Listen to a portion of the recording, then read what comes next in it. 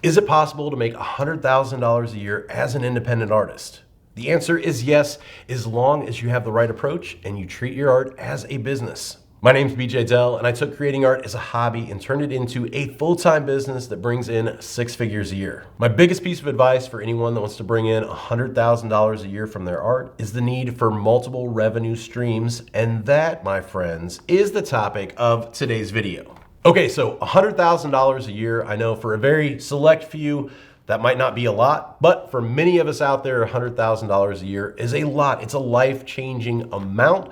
I know many would be even happy with half of that number, but that's a nice large even amount that I'm going to use for today's video to show you what it takes to get there and how having multiple revenue streams is going to make it easier to achieve. And keep in mind, this can apply to a lot of different business ventures, not just art. So now, for some basic math, let's say you're an artist that relies only on commissions as your sole income source. Now, I've talked about this before.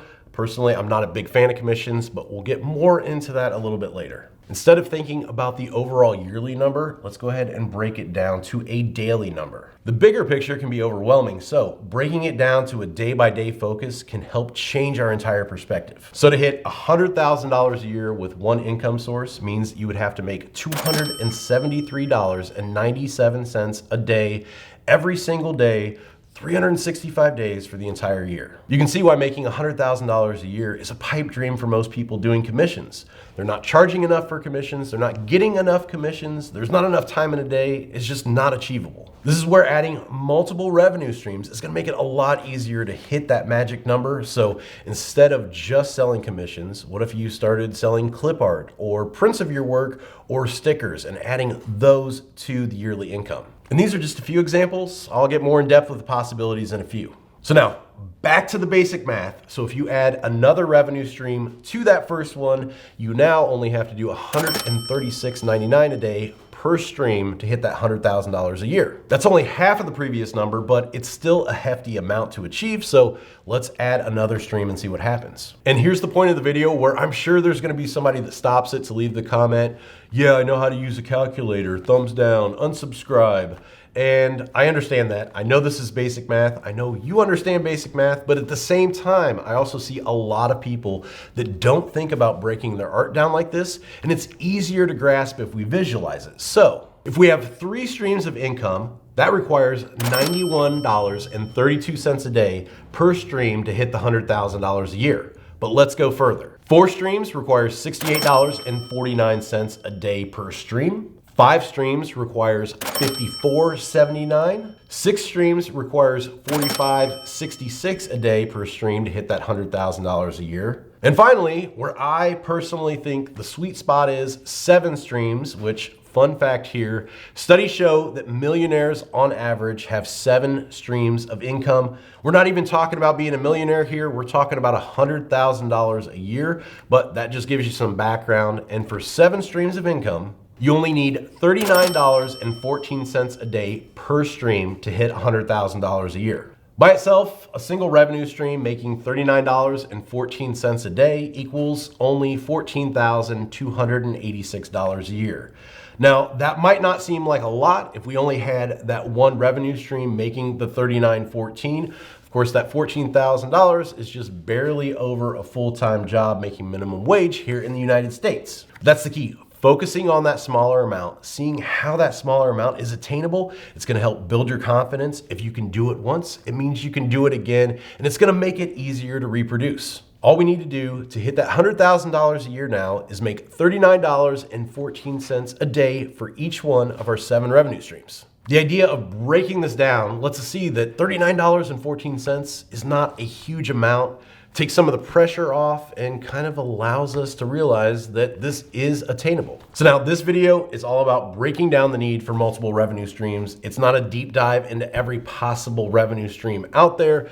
There's tons of platforms. I'm not gonna go over the pros and cons of every single one because what works for one artist might not work for the next. Since we're all unique as artists, it's important for you as an individual to explore as many different options that are out there before you settle on your 7 income streams. Once you have some time under your belt, take a step back and look at the analytics, look at the numbers. Drop the ones that aren't working, take what works, and build on that success with other platforms. Let's take a look at some of my revenue streams so you can see some of the possibilities. So in no particular order, here we go. So number one, YouTube. Obviously, you're all here watching this video on my channel, which of course is monetized, but this is the thing I want to throw out there. A lot of people are surprised when they hear this, is that ad revenue from YouTube is actually one of my lower performing revenue streams. And the reason I wanted to say that is just because I want you to know you don't have to have a successful YouTube channel. You don't have to have 100,000 subscribers to make a significant amount of money with your art. So don't let that hold you back. So number two, Merch by Amazon, which is Amazon's print-on-demand platform for t-shirts and a ton of other products. Basically how it works is you upload your design and Amazon prints, ships, and fulfills that order to the customer, totally hands off. They handle the payments, the customer service, everything. It's fantastic, it's passive income, and it's great. One thing I want to bring up here, Merch by Amazon, you do not have a store per se. Every single product you upload, you can actually pick a brand name for that product. Why is that important? Why do I bring that up? Because 99% of my Merch by Amazon listings are not even under my name. So it shows you that you don't need to have a big YouTube channel or a social media following to make sales on Amazon. I prefer to target specific niches, and I don't rely on the BJ Dell brand to make sales. Next up, KDP, which is Amazon's print-on-demand platform for books. I've done videos about this before. So journals, coloring books, you basically upload your manuscript to Amazon and they print and ship your books to the customer when they're purchased. So once again, here with each book, you can make your own author name, your own brand name. I wanted to bring that up because I do have a couple of books that I talk about on my channel. I've had a coloring book featuring some of my designs from my tutorials, and then a drawing prompt book. Two from my channel. My top 3 selling books on Amazon, once again, are not even under my name. Those books are not even in my top 3 that I advertise here on the channel. I wanted to bring that up again to reinforce you can be successful on these platforms without having a huge social media following. Knowing your audience and delivering a unique product is more important than anything else. Next up is Gumroad, a platform to sell digital products.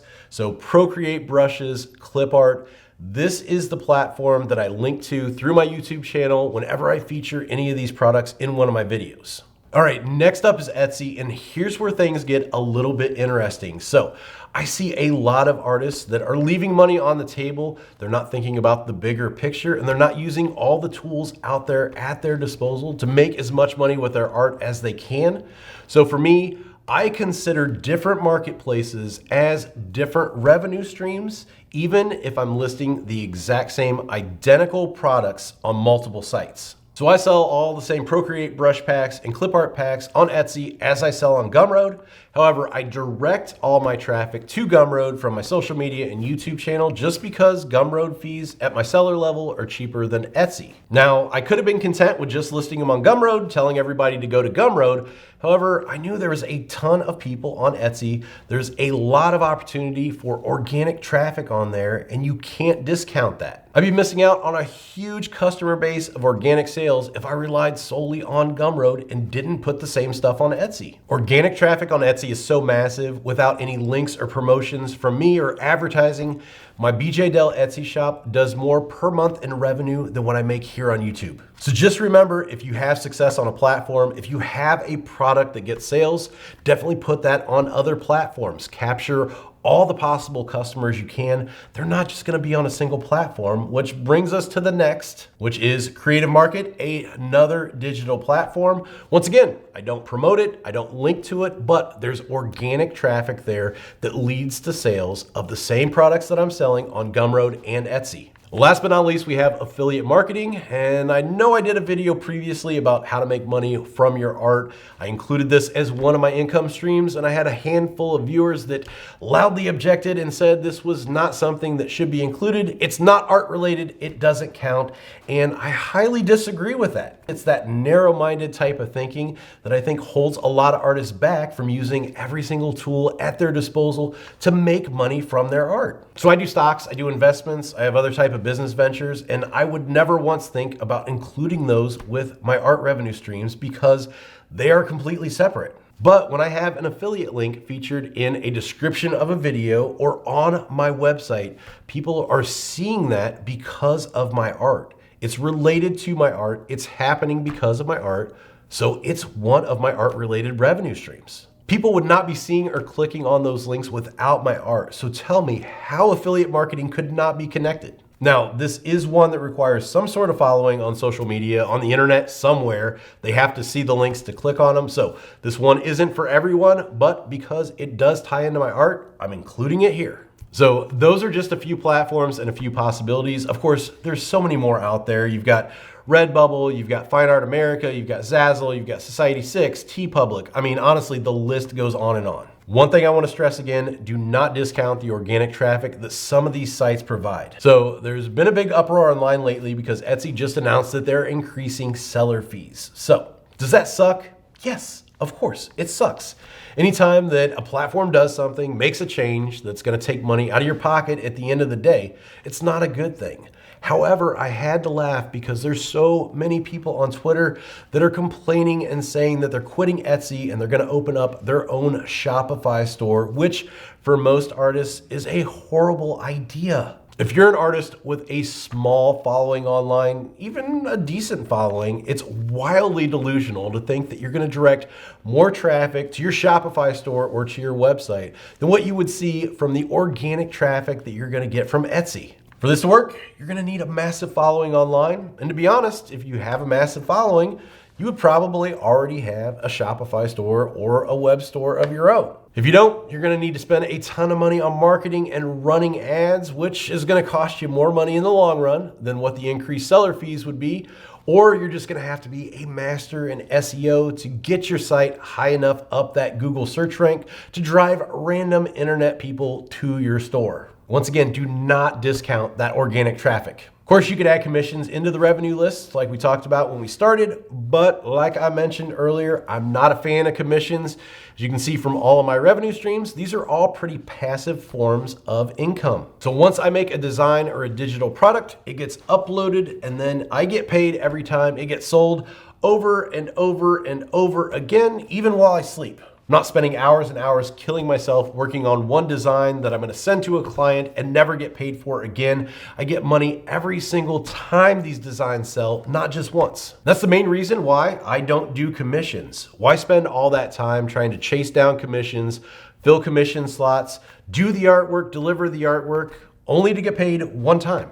Why not draw or create something that you own for yourself that you can sell over and over again? Print on demand is a great hands-off, passive approach to making income with your art. Same goes for digital designs, digital downloads. But if you wanted to get hands-on, physical art works as well. Creating stickers of your designs at home, selling and shipping prints of your artwork. Of course, these are all more hands-on than the print on demand approach. It's going to take more time to do these, more time consuming. But at the same time here, at least you're using your artwork over and over again for a steady stream of income rather than relying on commissions that you're going to draw one time and get paid one time for that single piece of artwork. The real key with having these multiple streams of revenue though is understanding your audience, serving or creating for a certain niche, and delivering value with what you create. That's something that is very different with me. I am super analytical and commercial with what I create. Unless you have a huge following or a big fan base already, honestly, it is difficult just to make something random, something that you think is cool and have it sell. For me, I identify a certain customer or audience before I even begin a design, and then I cater that finished piece to that certain market. Is that sacrificing my artistic integrity, or does it label me a sellout? Well, depending on your outlook, maybe, but a lot of artists fail because they want to create what they want to create and only what they want to create. Then they get upset when it doesn't sell. For me personally, I would rather be creating art for a living as a self-employed artist rather than working a mundane 9-to-5 job. One last thing, as far as these revenue streams go, I still leave a lot of money personally on the table. I don't do sponsored videos here on the channel. If you're a returning subscriber, you might not even realize that, but ask yourself, when's the last time you've had to sit through me plugging Squarespace or talking about my favorite VPN? You haven't. I've been approached about and also talked about doing drawing courses over the past few years, but still haven't jumped on that train yet. And I kind of still want to revisit launching Patreon again, but with all that being said, I'm going to leave you with this one last piece of advice. Balance your art work life with your personal life. I'm working on creating even more revenue streams this year, but it's important to not let that impact your mental health or your general happiness. It's a juggling act, so only take on what you can physically and mentally handle. Well, that's it for today's video. So tell me, do you have multiple revenue streams for your art? What works best for you? Leave a comment down below because you might help somebody else out by sharing your experience. If you enjoyed today's video, if you got some value out of it, do me a favor, give it a thumbs up. That also helps other people here on YouTube see it. Also, if you haven't yet already, make sure you subscribe to the channel and hit that bell for notifications so you can get alerted when I post new videos. I do drawing tutorials here, but I'm also going to be doing more making money with your art videos over the next few months, so stay tuned for those. As for me, I can be found online, bjdell.com, as well as on Instagram and Twitter at bjdell. So until next time, keep creating.